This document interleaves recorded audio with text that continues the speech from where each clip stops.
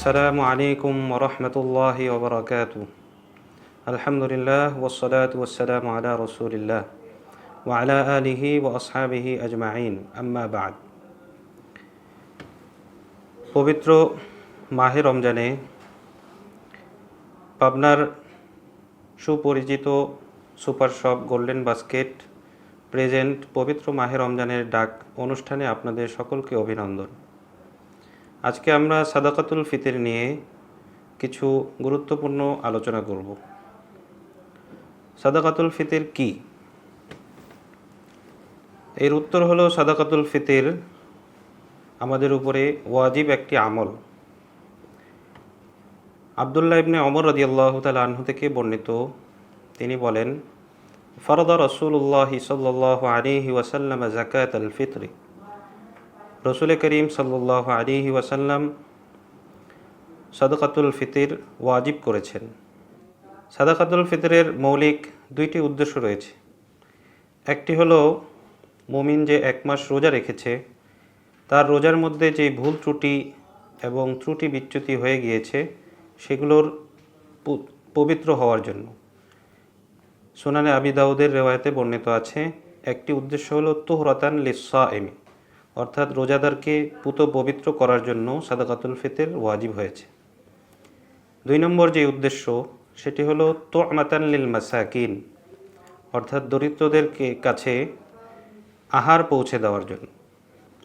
অর্থাৎ ঈদের দিন সকল মুসলমান আল্লাহ তাআলার মেহমান, সকল মুসলমান আল্লাহ তাআলার জিয়াফাতুল্লাহ, আল্লাহ তাআলার বিশেষ মেহমান। তো তাদের কাছে আহার পৌঁছে দেওয়ার জন্য আল্লাহ তাআলা নবী করিম সাল্লাল্লাহু আলাইহি ওয়াসাল্লামের মাধ্যমে সাদাকাতুল ফিতরকে সকল সামর্থ্যবান মুসলমানের উপরে আবশ্যক করেছেন।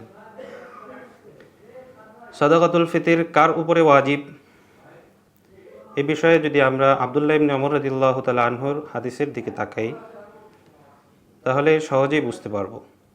তিনি বলেন, ফরদা রাসূলুল্লাহ সাল্লাল্লাহু আলাইহি ওয়াসাল্লাম যাকাতুল ফিতরি সা'আম মিন তামরিন ইলা আখিরিল হাদিস আলাল আবদি ওয়াল হুররি ওয়াল যাকারি ওয়াল উনসা ওয়াস সগীরি ওয়াল কাবীরি মিনাল মুসলিমিন। যে রসুল করিম সাল্লাল্লাহু আলাইহি ওয়াসাল্লাম সাদাকাতুল ফিতর আবশ্যক করেছেন, ওয়াজিব করেছেন দাস, স্বাধীন, পুরুষ, মহিলা, ছোট বড় সকল সামর্থ্যবান মুসলমানের উপরে।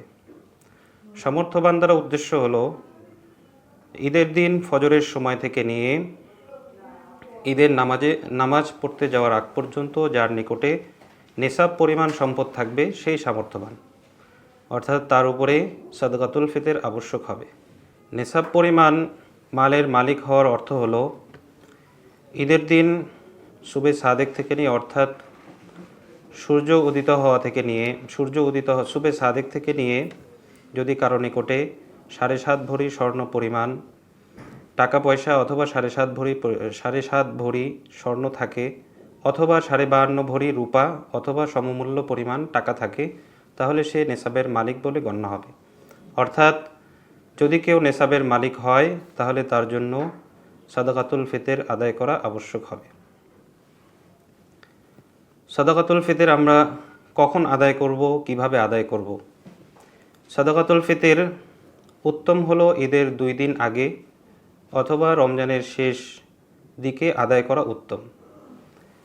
তবে সাদাকাতুল ফিতর ওয়াজিব হওয়ার সময় হলো ঈদের দিন ফজরের সময় থেকে নিয়ে ঈদের নামাজের আগ পর্যন্ত।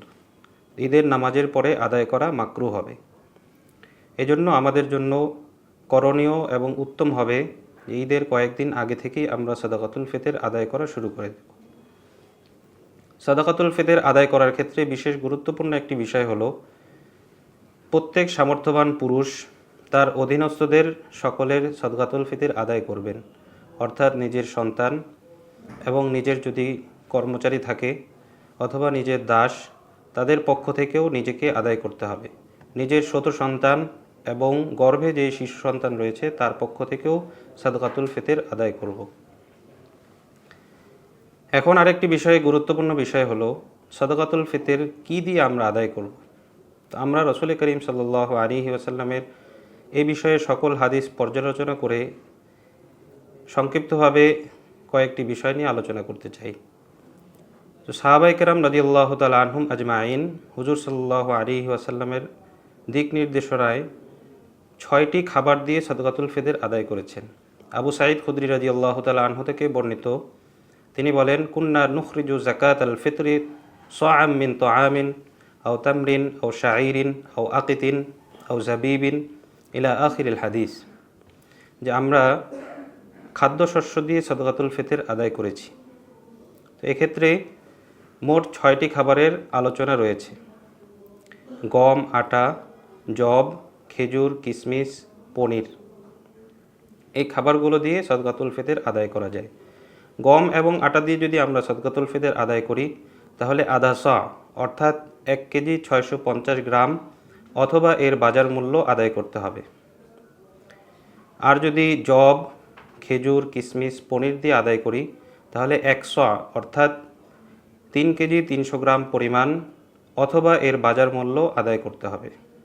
সহজে উদাহরণ দিয়ে যদি বুঝতে চাই, আটা দিয়ে যদি আমি সাদকাতুল ফিতর আদায় করি তাহলে যদি আটার মূল্য 70 টাকা হয়ে থাকে তাহলে 1 কেজি 650 গ্রাম আটার মূল্য হবে 115 টাকা। আর যদি আমি যব, খেজুর অথবা কিশমিশ এগুলো দিয়ে আদায় করি তাহলে ওই সময় যখন আমি আদায় করব এর বাজার মূল্য যেই পরিমাণ হবে সেই হিসাবে 3 কেজি 300 গ্রামের মূল্য আদায় করতে হবে।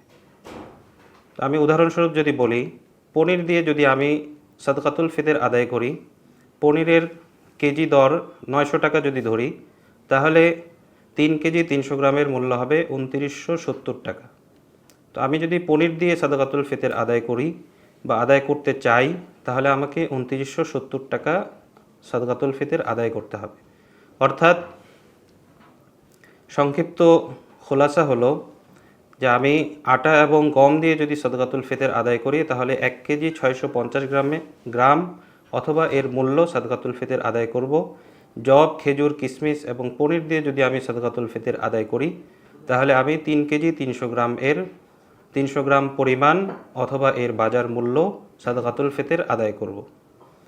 আল্লাহ তাআলা আমাদের সকলকে বুঝার তৌফিক দান করুন এবং নিজের রোজাকে পুত পবিত্র করার জন্য এবং দরিদ্র ফকির মিসকিনদেরকে খাবার পৌঁছানোর জন্য আল্লাহ তাআলা রমজান মাসে আমাদেরকে এই সাদকাতুল ফিতর এর বিধান এবং সাদকাতুল ফিতর আদায় করার তৌফিক দান করুন। আসসালামু আলাইকুম ওয়া রাহমাতুল্লাহি ওয়া বারাকাতুহু।